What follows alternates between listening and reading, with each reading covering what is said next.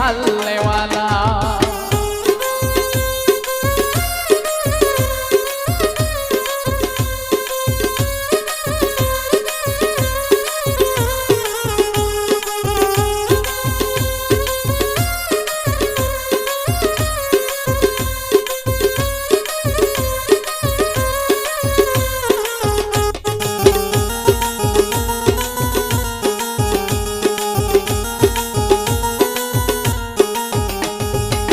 খোদারো খাস নূরের তোয়ারো যিনি গায়েবের বাণী যার মুখে শুনি।